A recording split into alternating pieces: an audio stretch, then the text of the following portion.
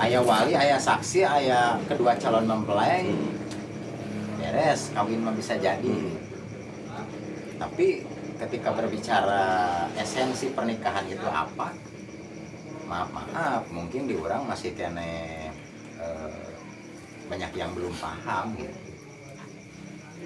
Karena naon orang bisa berstigma seperti itu, banyak orang yang sudah menikah tapi malah tambah kacau hidupnya, malah tambah rudet hidupnya gitu.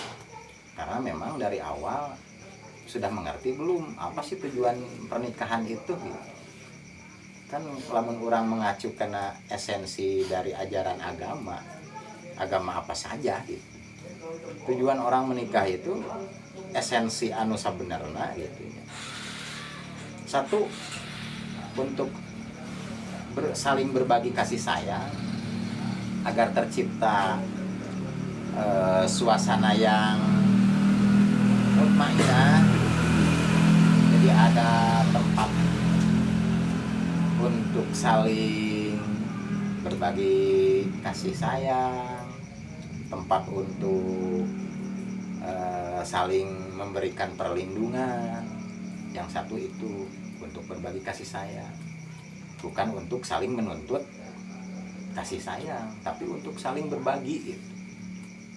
Yang kedua, esensi pernikahan itu supaya kita melahirkan keturunan-keturunan yang soleh-solehah, menghasilkan anak-anak yang memiliki budi pekerti. Lamun urang meureunnan boga budak anu saroleh mah otomatis urang oge meureun bisa harmoni dengan tangga, harmoni dengan alam. Nah, mungkin jawaban untuk sementara sakitu heula. Sebetulnya jodoh itu rata-rata jodoh itu cerminan kita. Kalau kita ingin dapat jodoh yang baik, kitanya dulu harus baik dulu. Karena kan kalau di hukum energi, vibrasi, frekuensi, dalam definisi spiritual, sesuatu yang sejenis itu akan menarik sesuatu yang sama gitu. Jadi kalau kita ingin mendapatkan jodoh yang baik, ya dimulai dulu dari diri kita gitu. Karena kalau kitanya sudah bisa menjadi baik, kitanya sudah memantaskan diri, pasti jodoh kita juga yang sesuai dengan kita gitu. Ibaratnya meureunnan tadi teh cerminan gitu. Sebetulnya kalau masalah kita mau istri kita paham gitu. Jadi yang paling mengena cek bahasa Sunda nama supaya orang mamatahan pamajikan jadi ngawaro teh ulah kusumut hungkul. Karena memang diri kitanya juga harus memang sudah baik gitu. Jadi contoh yang baik itu bukan dengan mulut, tapi dengan perilaku dan sikap kita. Kalau kita perilaku dan sikapnya mungkin sudah lumayan bagus, otomatis istri kita juga akan terbawa. Karena ada paribahasa, orai asup kana liang pasti huluna heula. Lamun huluna asup kana liang eta, buntutna ge pasti ngilu gitu. Kita jangan menuntut pasangan kita ingin menjadi baik sementara kitanya belum baik. Ya itu mungkin rada-rada mustahil gitu.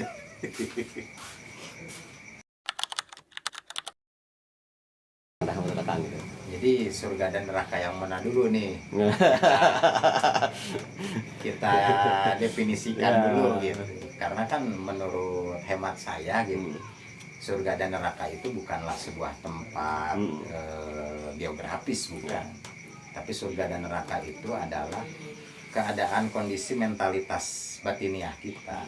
Ketika kita ada dalam ketenangan, ada dalam kebahagiaan, nah itulah esensi surga.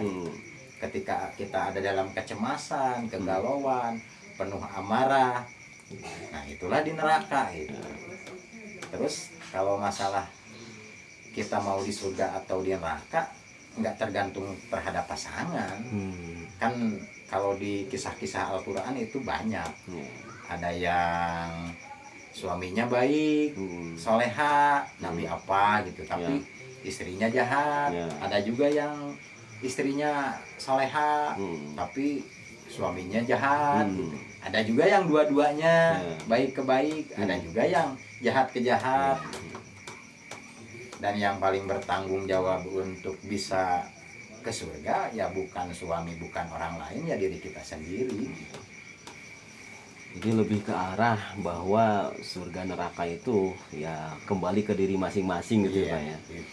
Nah kembali lagi mungkin Pak ya, tadi mungkin kita terlewat juga itu pertanyaan yang awal gitu kan. Bagaimana caranya supaya kita itu terhindar? Tadi mungkin kurang apa ya, kurang jelas aja mungkin gitu ya. Bagaimana caranya kita terhindar dari pernikahan yang jadi zina selamanya gitu Pak, sehingga pernikahan kita itu yang disebutkan sakinah mawadah warahmah lah kalau biasa dari Islam gitu Pak. Ya mungkin rata-rata ya, termasuk saya pribadi juga gitu, Kang Cuplis. Tidak tidak mengklaim bahwa rumah tangga saya itu sudah baik gitu ya, sudah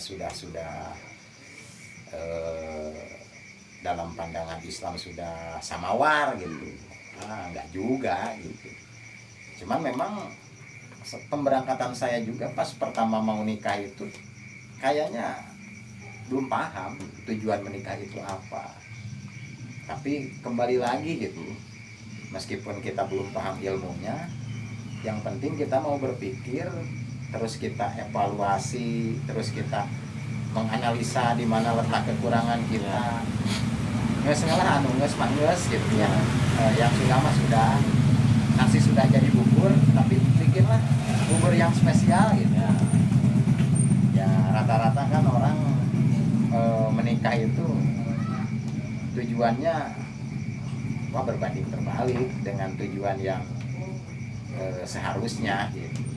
Tapi ya kesempatan itu masih terbuka lebar untuk memperbaiki hubungan rumah tangga kita gitu.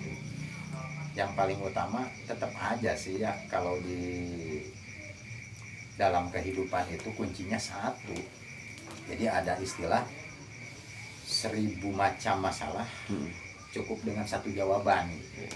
Apapun masalahnya, kalau dalam iklan mah apapun makanannya, minumannya teh sosro gitu.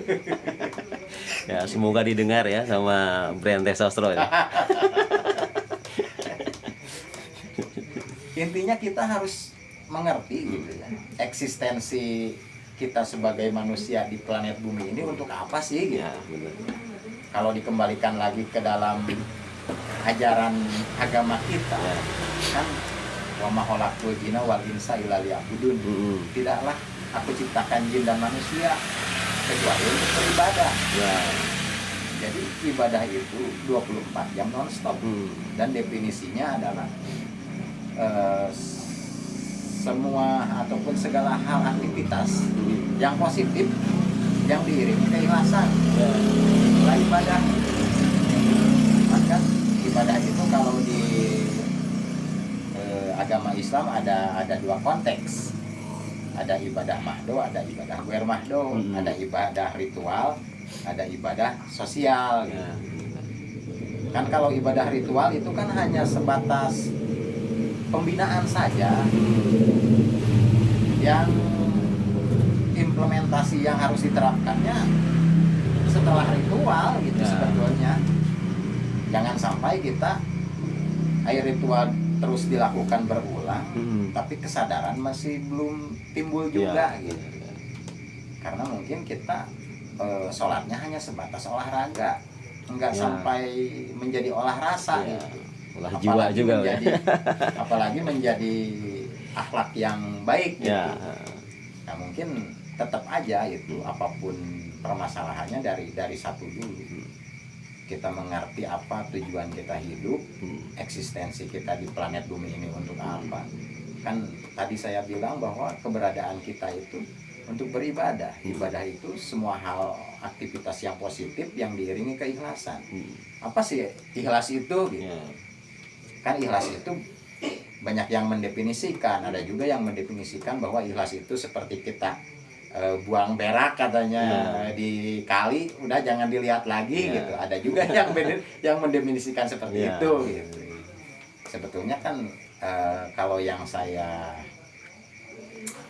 pahami gitu, ikhlas itu sesuatu yang kita lakukan atas dasar lillahi ta'ala. Kalau dalam konteks Islam karena Allah gitu. Cuman kita mau jadi karena Allah gimana kalau kita belum kenal Allah. Kita harus kenal dulu sama Allahnya, baru kita bisa sefrekuensi dengan Sang Maha gitu. Jadi kita hidup di dunia ini menjadi alirannya Allah. Kan kalau di Islam ada yang disebut Asmaul Husna, yang paling dasar itu kan Rahman Rahim. Nah kita untuk bisa dialirkan oleh Sang Maha Sumber, untuk kita bisa menjalankan sifat Rahman Rahim, nyahan dedehan gitu, ya kita harus larut lebur luruh dulu kepada Sang Maha Pencipta, baru kita bisa. Kalau kita sebelum mengenal hanya sebatas tahu namanya saja gitu, atau kadang-kadang maaf ya ada juga yang berpikir bahwa Allah itu sosok menjadi penyembah nama ya. Nah, kalau istilah ulama hakikat disebutnya orang yang mensosokkan Tuhan itu kafir mujasima. Benar Pak.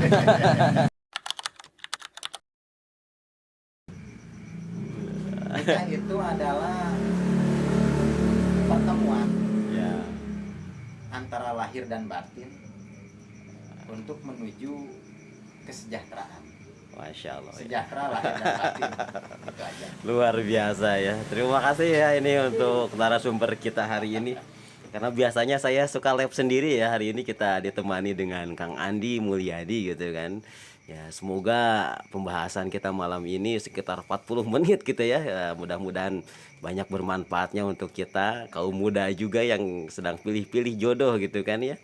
Oke, terima kasih untuk teman-teman sekalian ya yang telah menyaksikan video ini. Selamat malam, semoga kita menjadi manusia yang lebih baik lagi dan menuju pernikahan yang sesungguhnya ya. Akhirul kalam ya. Assalamualaikum warahmatullahi wabarakatuh. Waalaikumsalam.